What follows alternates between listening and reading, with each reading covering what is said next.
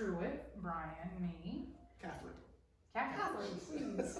I'm a Catherine. That's right. That's My right. middle name is Catherine. That's right. We'll call you MC. How about There we that? go. He's the MC. So, people already know because I talk a lot about myself. My mom and aunt are both retired North Carolina teachers. So, we grew up in the house with I can't afford that because my mom's a teacher. Yes, definitely. Ideology. So, related to salaries, it seems to be a constant that we think North Carolina teachers are underpaid and not paid enough to do their jobs, which they have very hard jobs. Yes, Not for downplaying sure. this at all. This For is sure. just specific about that. So do you think if teachers were paid more, education overall would improve? I think there are lots of things we can do for teachers that would allow things to improve. And I do think that we should pay teachers more, and I'm happy to talk in specifics about that. But I don't necessarily think that students would have better outcomes if we paid teachers more. I think that we have the way we fund teacher positions is not equitable, because right now, let's say that I'm a low income school on one side of town, and then you have a traditional suburban school that's not low income on the other side of town. So if I'm a teacher, I'm gonna apply to the one that's not low income. Sure. Okay, so, and I'm going to, because of the way our funding system works, the principal of both of these schools can hire anyone they want regardless of how much it will cost. So we pay teachers according to years of experience. So if I'm a more experienced teacher with a master's degree and I was grandfathered into master's pay, I'm gonna get paid 12% more. And if I'm a nationally board certified teacher, which also makes me more qualified, I'm gonna get paid more. So it's gonna cost more for this school to hire these great teachers who, this is called teacher sorting, right? They're gonna go, they choose, we don't tell them where to apply. Right. They're gonna go over here. So, because they have parent support and et cetera. Even if they're in the same county and the per pupil expenditure is the same, they're gonna have parent support over here, and maybe there's a better principal, whatever. So then this principal over here in the low income school on the other side of town, he has the same amount of money that he can pay those teachers, but they're not gonna go there. So all of a sudden, this school over here has $5 million worth of teachers, and this school over here has $3 million worth of teachers. And that's not equitable. If we changed the funding mechanism to where we converted those position allotments to dollars and we gave every school the same amount of dollars, that would be equitable. And then the principal can say, ooh, I need a math teacher. I can't find one. I'm gonna pay market rate for a math teacher. And that's what I would advocate for doing, but certain groups would not go along with that. I think you would probably get more teachers, because part of the reason I quit that line in college was when I found out about the pay, and I didn't want to go get my master's, and I wasn't sure when I was going to take the test to be certified, and I was thinking, and I was like, I could potentially be like 10 years making just base starting pay unless I stay in school longer. Yeah.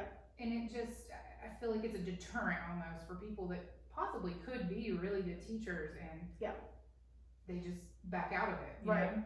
I was a high school English teacher.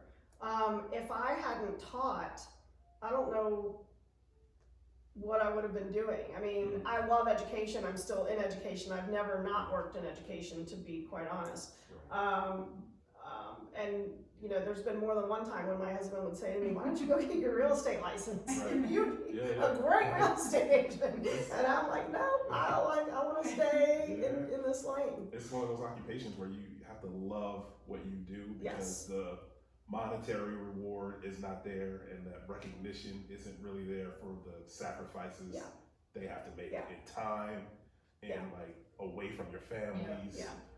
So it's, I applaud all teachers, but it's got to be a better better system or a better way to kind of, you know, encourage that occupation. Because like you said, I mean, I would thought about teaching, I thought about it, but it just was like, the pay is the first negative that everybody hears with it, it's you know? like, what kind of, Well, let's, And they're like, well, you get summers off. Well, okay, great. So I get summers off, but I'm still only making, what, $23,000 or whatever it is starting. so, I was like, let's talk about that. So the starting salary for teachers in North Carolina is $35,000, and it quickly moves up those first 5 years and that's very deliberate. In the, you know, the teacher pay scale sits in statute, okay, it's the law. So it moves up very quickly, and that $36,000 is a base. So if you teach in, I think here in Winston-Salem, the supplement from the county is about another $6,000.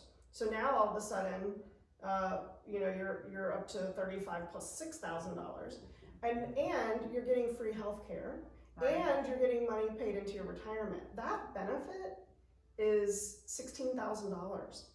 So I don't know what y'all pay for health care. A lot. Yeah, so you would not be paying for health care if you were a teacher, and so you think in your mind, what am I paying in health care? I'm gonna add that on. That's money in your pocket.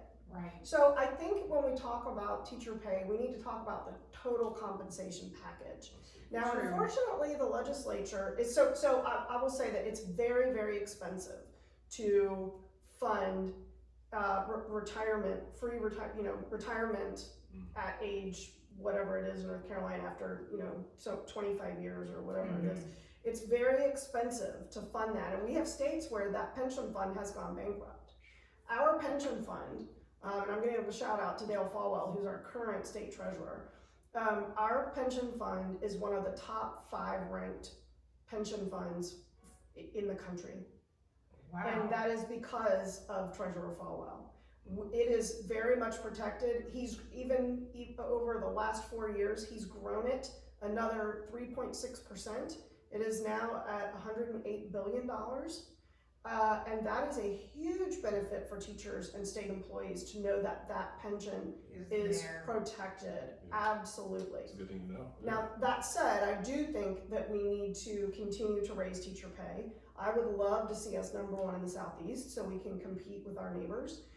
We are about #4 in the Southeast right now. We actually rank #1 in the country for increases to teacher pay. The legislature has increased teacher pay 5 years in a row, and when the governor vetoed the budget this year, that streak ended. So we have to weigh that out. He chose to die on the hill of Medicaid expansion, and that's fine, but what that meant was that teachers did not get a pay raise, and it was going to be a 4.5% pay raise. Wow. Man, there's got to be some kind of middle ground. Right, to exactly. sacrifice You would hope. any piece of education. So that would bring me to another question. Like, as far as budget goes, and you brought up the pie, kind of like a pie chart. You said 10 billion. Yeah, 10 billion is allocated for education. Do you oversee that? How that's applied, or who kind of makes sure there's perfect allocation of those funds? So the way it works is that, of course, our money goes into what's called the general fund. All of our tax revenue and everything that it costs to be a citizen here in North Carolina goes into the general fund, and the legislature then appropriates money for everything in the state. And they appropriate money. Their education is funded 3 ways. State funding, which in North Carolina is highly equitable. So a lot of states fund through property taxes. So if you live in a bad neighborhood with no tax base, schools get less money. Highly inequitable, right? Yeah, we still have states that do that. In North Carolina, everybody gets the same base amount of funding. And right now it's, I want to say, $7,800, $7,900 per kid. So then what the legislature has done is done targeted funding strategies. So to answer your question, I do not have direct control over how much money gets appropriated for education. I have a bully pulpit. I have, I have relationships with superintendents that I then meet with the legislature. That's why it's so key that the person in this role has a good relationship with everyone in the legislature, and in particular, whichever party is controlling the purse strings. And right now, that is the Republicans. So what the Republican General Assembly did is say, we've got this average, right, that everybody gets the same, but equity means giving people more so that they can hopefully have the same outcomes. So what the legislature has done is give an allotment or more money to students who are English language learners. If I'm a student who is an English language learner, I have a special need and I'm low income, guess how much I get instead of the $7,900? What do you think? $12,000. $19,000. Wow. Wow. So I'm gonna get a lot more if I fall into all three of those categories. If I only meet one category, I get an allotment just for that. Yeah. Or if it's two, it's for that. So this is targeted funding, which I think is a much more responsible way to ensure that resources get where they're needed. This is why I'm in favor of local control. The idea that local superintendents and their school boards know best how to match resources where they're needed most. That makes sense. Yeah, I agree. I mean, I remember my mom was very close with the superintendents because there you go. We were I came up in good schools, so I didn't have issues like that, but I remember a lot of our teachers, were very tight with the school board and the superintendent so that we could keep things the way they needed to be. Right, that's exactly right. I want to eliminate, there is right now sometimes strings attached to funding. I want to eliminate that funding, those strings. I think there should be a lot of, even more local control than we have. And to finish my thought, so about 62% of that funding comes from the state, and that's where the equity is. 11% of funding comes from the federal government, which is usually around, that's our Title I schools, nutrition money and transportation money.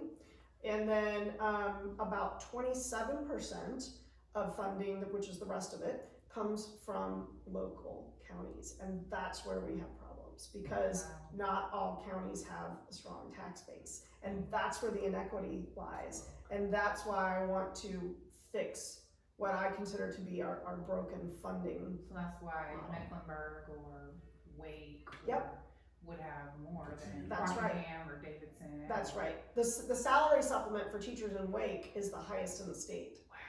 So that also contributes to where highly qualified teachers with a lot of experience can get jobs. Yeah. Teachers learning again. Yeah. Wow. Huh. Yeah, that's and that rate, by the way, that county-based funding ranges from about $450 per student to $6,500 per student in Chapel Hill Carborough schools. Wow. So that's a huge difference in funding. And then when you think about my kids' school, how many times, not during COVID, but prior to COVID, how many times am I getting hit up by the PTA to make a donation to this, that, or the other? Right. They're using, my kids' schools are going to use that money for playground equipment, not for basic things. Needs, yeah. So bringing up COVID, I mean, if a county is already operating at, I guess, an unbalanced scale of resources and money, how do you even see this pandemic playing already on, tapped out resources and money for these counties? Yeah. How does that even work? So, right now, as of today, the General Assembly has appropriated an extra $850 million to schools. And that's been distributed, I would say, equitably. So schools are supposed to be getting what they need. I think as schools start to reopen, we will hear if that's the case, if they are getting what they need, and the legislature comes back for the long session in January, and then they will hear, this is what we need, right? But I'm gonna put my conservative hat on and talk about the rainy day fund for a minute. When part of us, the responsibility of a state is to build up what's commonly referred to as a rainy day fund, which is for things like a hurricane, a pandemic, flooding, a recession. When the recession hit in 2010, if you think about all those years that Democrats were in power, and the legislature also had been controlled by Democrats, there was no rainy day fund. And so when the recession hit, we had to borrow $3 billion from the federal government to pay for unemployment insurance. The education budget was gutted.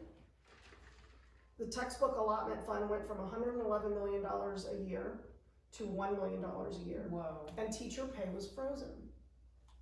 Oh, yeah. Okay, my pay in Johnson County when I taught during that time was frozen. It was frozen for 5 years. Wow. And we fell in the rankings for teacher pay during that time. So if you look, in fact, if you trace the rankings from the time that Governor Hunt left office in 2000, we ranked 20th for teacher pay then. And then by the time Republicans took over the legislature at the bottom of the recession, we were at 42.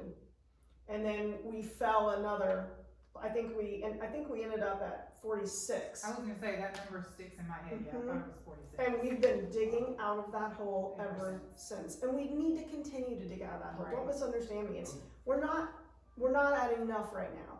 But to say that, you know, this is what I read, you know, and people will say to me, how do you justify there not being teacher pay raises over the last 5 years? And I'm like, no, there have been teacher pay raises over the last 5 years from this General Assembly.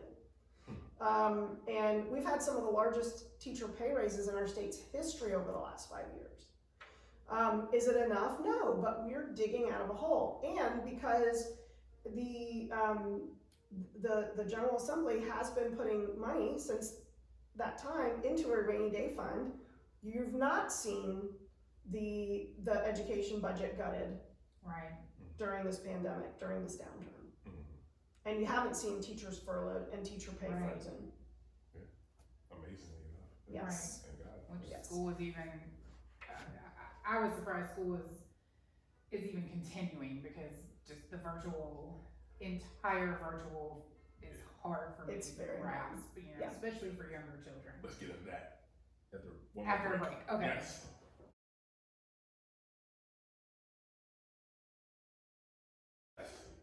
All right, we're back. Yes. Brian's hot topic. He's My hot topic. He's ready to bursting go. over here to I know know. about this for I some mean, reason. I like technology, and Yeah. technology is, you know, Well, you went to school for, the A&T yeah. technology, electronics and computer technology. Okay. So I mean, that's important. That's a big thing. I mean, it's how we move our culture ahead. Yes. So now we've been forced to use technology more so because of the pandemic and because of safety measures. How does that work? Is there a plan in place to move through it and then back to classrooms, buildings? Let's talk about your plan. Okay. So if I want to make sure I understand what you're asking, you want to know what role technology is going to play moving forward? Right. Okay. And how are we how going are we to gonna get back to school? Right. Yeah. Yes. So Traditional, yeah, that's great. And those two questions are definitely intertwined. We must get kids back in school. Absolutely must. We are right now choosing one form of safety over another when the longer we keep kids home. And we are capable of putting kids back in school safely. So my plan to go back to school is three-pronged: safety, remediation, and growth. So safety means districts having what they need. $850 million has been appropriated, as I said before, to schools to help with this endeavor. And if there's more needed, legislatures will appropriate that in January.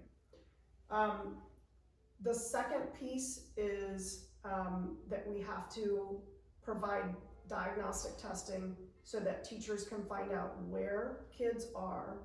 And this includes some sort of, using some sort of survey or diagnostic assessment of social emotional behaviors, so that that we can have trauma-informed practices and that we can help kids who have really suffered more than others throughout this pandemic and throughout being at home. Yeah. Right.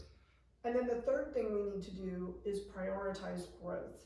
And what that means is not worry about high stakes testing and be very cognizant of constantly measuring our rate of improvement.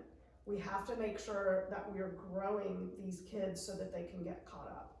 And we do that by being laser focused on the core subjects of math and reading, even if it means at the expense of arts and other subjects. We have got to make sure that kids get caught up in reading and math. Right. So technology plays a role in that. Our diagnostic tools require technology. Technology enables teachers to personalize learning for children in a way that is very difficult without the technology. It allows things to be more individualized for kids. I do think that we are going to see, the fact that for 10 years, North Carolina has been working on a digital learning plan that is now a digital learning initiative. And we actually in 2018 became the first state to have all public K-12 learning spaces connected to robust Wi-Fi. And yet we weren't able to flip the switch. And let me be clear, we do have a small handful of counties who are actually rural counties who were able to flip that switch and do a really, really good job, but they're definitely in the minority. Wow. And so I think we need to do a post-mortem when this is over on why was that? We've invested all of this time and resources into this digital learning initiative, and yet we weren't able to do it well. And my suspicion is that it all boils down to lack of professional development for teachers. Wow. I could see that. Yeah. Because so many are not open to change, and well, it's not been funded either. Yeah. So if we're going to require it, we have to fund it. Right. And this is an area where we could do better. And I would love to have the Department of Public Instruction used to have a district school transformation division, and I would love to, and it still has it, but it's just not been very active the last 4 years, and I would love to bolster that division and ensure that we have a very robust professional development division that is well funded at DPI, because that's part of DPI's role is to provide supports to superintendents and districts. Yeah. So when somebody like yourself, if when you win, do you come in with a staff and kind of when something needs to be overhauled, do you work with the people that are already there and have to change mindsets and practices on how they do business or how they It's work? both. Yeah. It's both. So our outgoing state superintendent has had a lot of issues during his tenure. He was not qualified for this role. I think his victory was a surprise even to him. And unfortunately, he was not able to learn what he needed to learn in order to do a great job. And so there will be, I think it's sort of like coming in as the CEO of a company. You've got people that you will leave in place because it's the right thing to do and because they're good at what they're doing. But a leader at that level will certainly hire new folks. There's actually a lot of vacancies at DPI right now. They've had a lot of turnover. Wow. So I want to, I would bring in, for one example, one vacancy we have is the Deputy Superintendent of the Office of Early Learning. That's a key position that needs to be filled like yesterday. So that's definitely something that I will be looking to fill. Nice. Wow. So with the new, I guess the new processes that are going on now, like we kind of touched on because of COVID. So you've got a plan in place. Do you, day one, you start that implementation of the plan? Like you have to, right? Or, yeah, I think or so. Or the priorities or what happens? So another thing that needs to happen that your viewers might not know about is that over the past 10 years, there have actually been 2 times, one from each party, where the superintendent has sued the State Board of Education. So, and your viewers can like Google that if they want to learn about the history, but it's happened with both Democrats and Republicans. So I vow to start my tenure without filing a lawsuit against the State Board of Education. Yes, yes, and there's trying to work together here instead of against. Exactly. Build consensus and trust, and that's actually going to be a big part of what I do in that first week is to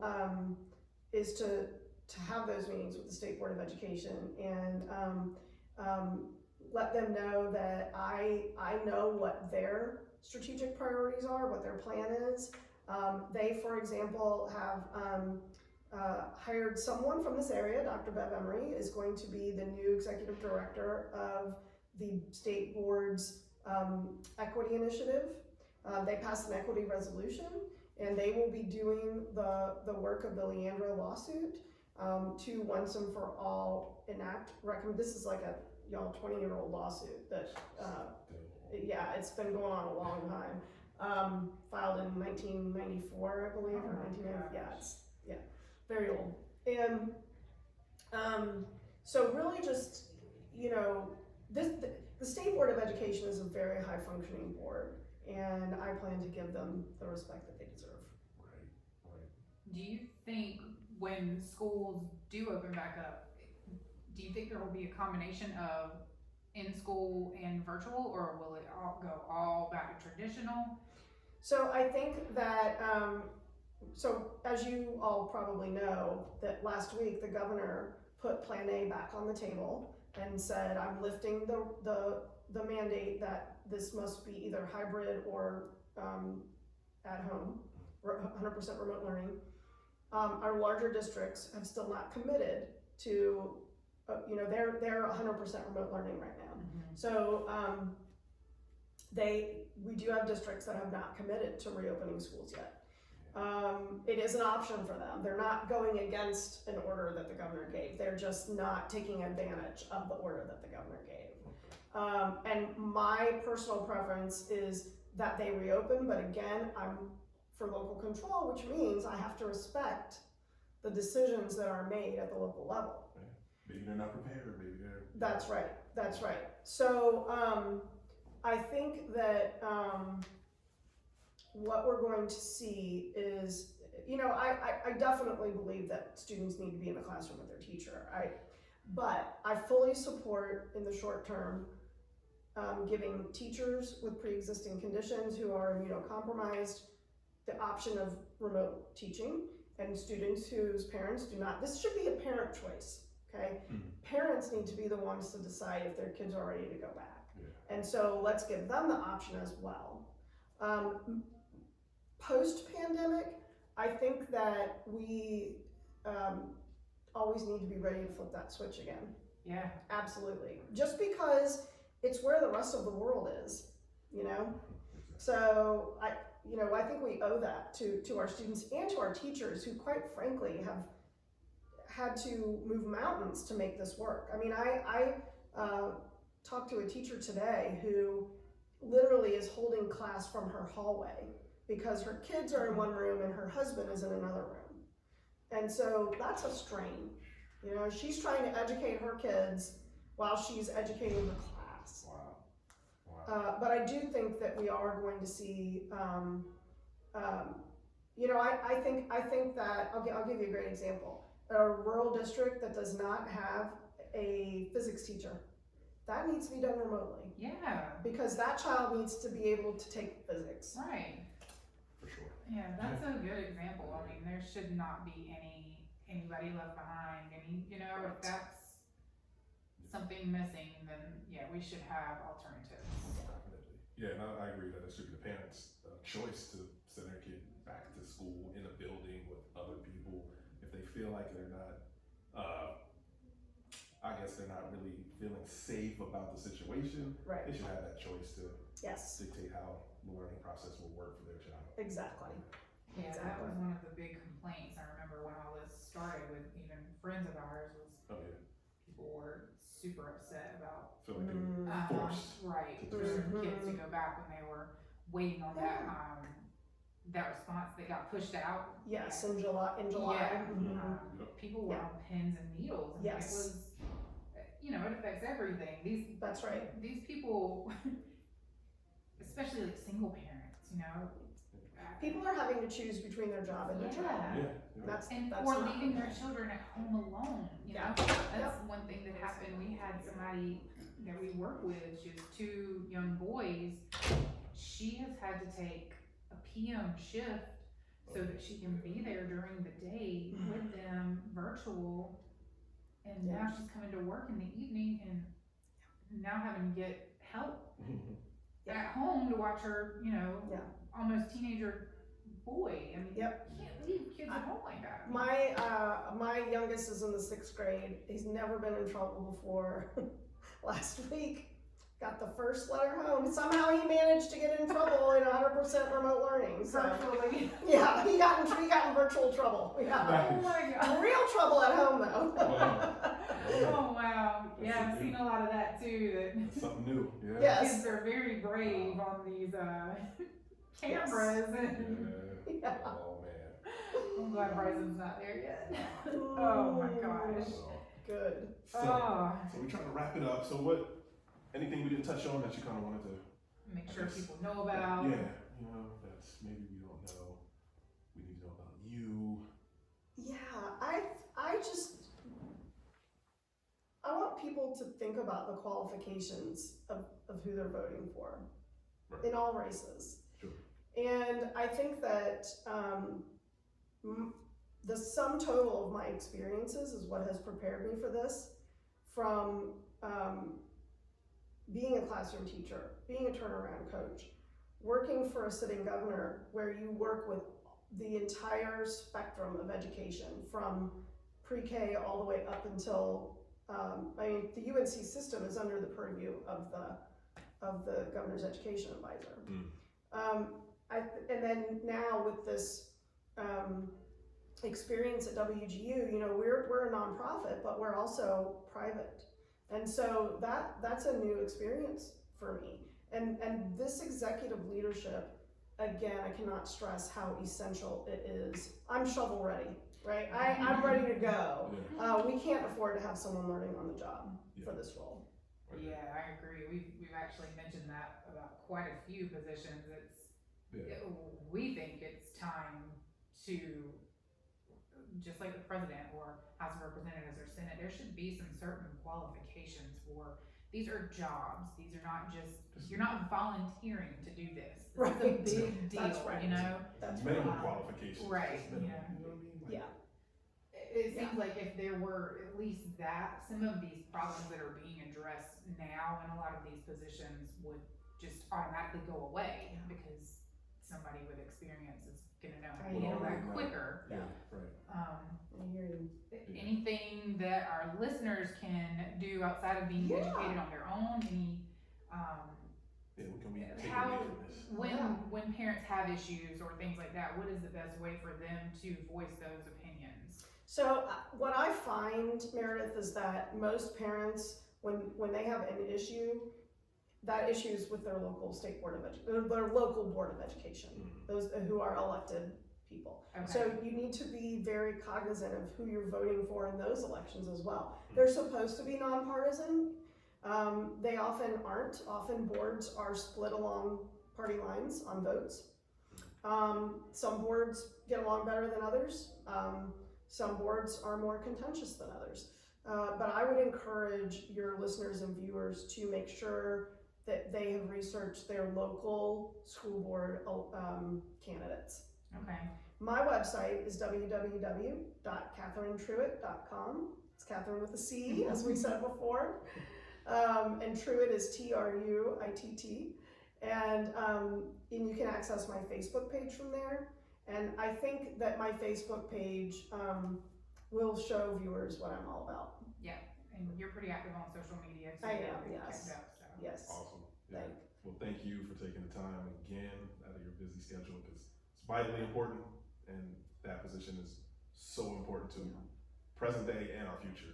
So very well said, Brian. Absolutely. And thank you both for your willingness to step up and be active and seek knowledge when it comes to these elections. Absolutely. Thank you so much. Thank you.